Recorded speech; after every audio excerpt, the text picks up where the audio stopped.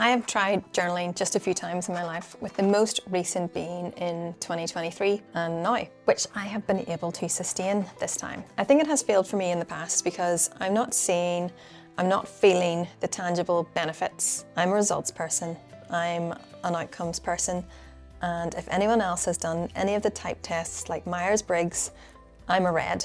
I don't want the fluffy stuff and I care about action. And this has brought me to the type of journaling that works for me, actionable journaling. In this video, I am going to talk about what do I use to document my day. I'm going to talk about my brief and essential method. And lastly, the bit that I get the most value out of, how do I make it actionable? Hi, if you're new here, I am Jill, and this channel is all about trying to do life right with more of a focus on work life. So if you like the vibes, you're getting value from the content, why not subscribe and hit that like button. I'm a digital note taker 90% of the time, so the best choice for me to journal is using a digital app. I have tried 2 apps for journaling. The first one being the journal app that you get on your iPhone after one of the more recent releases in the last few years, and the second being Day One, which you can use both on iPhone and Android. And the main requirement for me, because I am not fussy, I don't want a lot, is simply text. But I want the text to look good. I want it to look attractive. I want it to keep bringing me back so that I can enjoy the experience. Photographs, anything like that wasn't really a requirement for me, as that's not the type of journaling that I'm trying to capture. In saying this, I could realistically use a note-taking app of some kind, like Apple Notes, Google Keep, anything like that. But then where's the fun in that? Using a journal app, I can see a build-up of entries that I have added over the last few weeks and month. Have I got to a month yet? I'm not quite sure, this is all still quite new, but I get to see that all within a journal app, which is just so much more pleasing than seeing a buildup of notes. Aesthetically, the journal app on the iPhone and Day One are very pleasing to the eye. They both look good, but between the two, I do have a clear winner. The journal app on the iPhone is the winner for me, and it's purely because of its simplicity and its look and the palette. I've even used the palette in the thumbnail for this video, and I think it's the Apple-iness that made it the winner for me. I use the journal app widget to add an entry whenever I'm doing my journaling in the evenings. It's fast and snappy, which aligns with the type of journaling I want to do, and this leads nicely on to my brief and essential method. It's important for you to know why I want to journal, and I want to develop further, grow further in every aspect of my role at work. And I am a huge advocate of lessons learned, retrospectives, what's gone well, what didn't go so well, what could I do differently next time, so what next, all that sort of thing. And it's this methodology that I have introduced into this daily journaling habit. I journal only on a school night in the evenings because it is the work day that I want to learn from, and I do it in a snappy and brief way so that I can get to the actionable piece sooner. So on this school night, I wind down and look back on the day that I've had at work, and I type out these 3 prompts. What went well today? What didn't go so well? And what next? What am I going to do differently next time? What's the action from the thing that didn't go so well? I have only been doing this for about a month so far, even though my streaks in the journaling apps don't say that, because I've switched between them quite a few times when trialing them out. I have had to remind myself a few times to do it, so it was later than I had planned to do the journaling. There was one night that I completely forgot.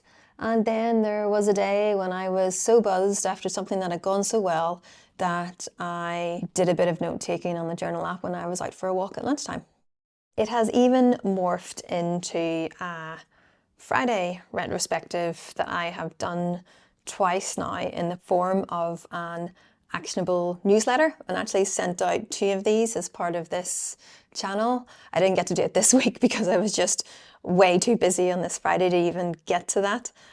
But it's an even bigger version, a bit more storytelling and a bit more personable. Within this time of journaling, I have also undertook a 7-day challenge with Magic Mind to note down what daily changes, what I have noticed within these 7 days from drinking the Magic Mind performance shot. Magic Mind is a productivity drink. It's a performance shot, and if you have a look on its website, it calls out 6 different things that it is supposed to enable you with, which are enhanced focus and concentration, increased mental clarity and calmness, sustained energy without the crashes that you'd normally get when you drink coffee, potential for reduced anxiety and stress, improved memory and cognitive function, and enhanced physical endurance. Within my 7-day challenge with Magic Mind, here are the things that I noticed on a daily basis.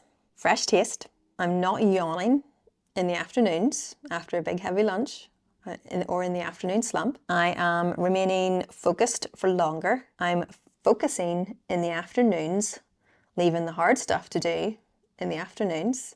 And I'm focusing for hours, not minutes. Clarity is so on point for those strategic motivational communications that I want to get out to my teams or wider senior stakeholders. And one other bonus is that I am waking up much more alert and ready to get into the exercise routine that I would normally do in the mornings. Magic Mind has complemented this actionable journaling journey of mine. This delicious shot of clarity has made me more aware of how my day has gone, and the fact that it's a shot of productivity. I want to keep drinking it, and I really want to keep up this actionable journaling. If you're interested in checking out Magic Mind, they have a Black Friday offer on right now. It's currently 50% off until the 6th of December, only with my link here on the screen and in the description below. So how do I make this journaling actionable? This is the reason why I'm doing it. This is the bit I want to get to, and the essentialist in me will not waste any time on doing anything unless I'm going to get some type of a result. The what next has to action something, fix something that hasn't gone well. And I want to maintain this improvement trajectory so that every day I can make incremental improvements and continue to develop and grow and be better at my day job. I plan these actions, the what next, in my task management system, which is Todoist. In Todoist, the folders are called projects. I have several projects, several folders, and one of them is named improvements. If I have an improvement that is multi-layered with several subtasks, I will include it within the improvements folder. If it's a one-off improvement, I will just plan it in for a day that I have time to focus on it. I hope you've gotten value from this very different, non-standard, essentialist type way of journaling. Some of you might not like it. A lot of you might not like it because it goes quite against the grain for journaling, and some of you might like it. If you do, I'm pleased. And remember, if you're interested in checking out Magic Mind, check out the Black Friday link here and in my description. Hope to see you in the next one. Bye.